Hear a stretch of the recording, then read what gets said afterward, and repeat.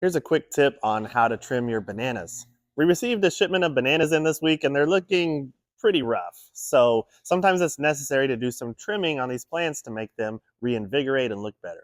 Now, a lot of beginners, when they see a dying leaf like this, the temptation is to grab it and pull it off that way. That is not the right way to trim your bananas. I actually learned this from a banana farmer that if you go through and pull all those dead leaves off, you are taking with it the lower part of the stem, which actually forms the trunk of the tree.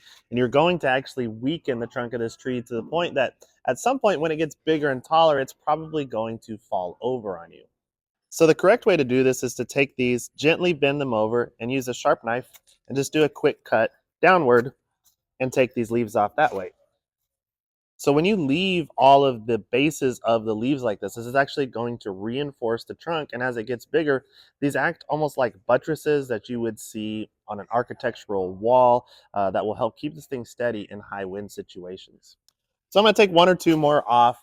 And you can see that this is already putting out new leaves. And this plant is going to be looking nice and full and beautiful within about 3 to 4 weeks.